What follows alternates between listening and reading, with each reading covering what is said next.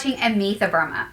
Have you ever flipped through your favorite designer magazine and wondered how do designers mix and match all of those beautiful fabric patterns together for a very eclectic but refined look? Selecting fabrics can be very overwhelming. So today I wanted to share my system with you on how to select fabrics for a design project. Whenever I'm working on a project, there are generally 5 different fabric styles that I'm always working with. Now, whenever I head to the fabric showrooms, I'm always on the lookout for these classic styles. Generally speaking, whenever I'm working on a project, I'm always on the lookout for a variety of floral fabrics. Now, of course, this depends on your project, but I love floral patterns, and these are a great way to incorporate color into a project. I always look for both a large scale and small scale floral fabric. Now, here's a big tip for you. Do not try to create the design from the beginning. Just start pulling samples of whatever inspires you. After you're done with all your fabric selections, you're gonna go home and start putting it together to create the perfect pattern play. But at the beginning, don't get overwhelmed, just start selecting what you love. Next on my list are geometrics. I know what you're thinking, that means modern, and maybe you're not crazy about modern design, but hear me out. You need geometric patterns to tie in all your fabric schemes.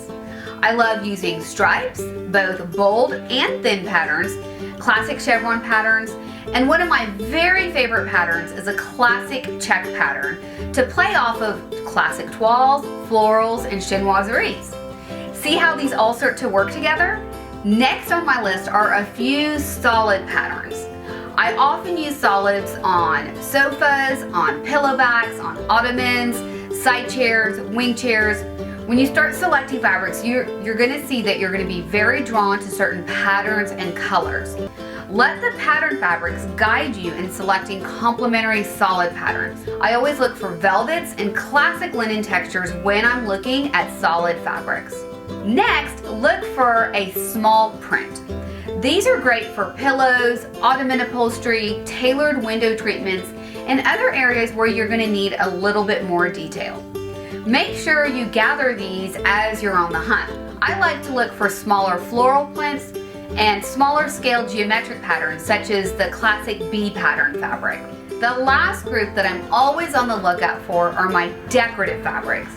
I love looking for and pre-selecting patterned silks, hand-painted fabrics, beautiful embroidered fabrics, and monogram touches. I always save a little bit in the budget for a few of these very extra special touches.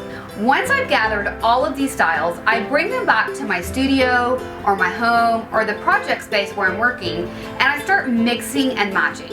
I think about where do I need fabrics, where do I want to go bold, where would I like to see less pattern, where do I have the courage to see more pattern, and then I start mixing the fabrics accordingly.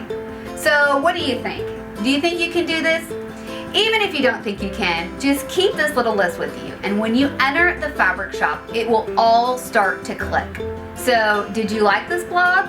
If so, please be sure to subscribe to our channel, and then head over to our blog to sign up for more free email design tips.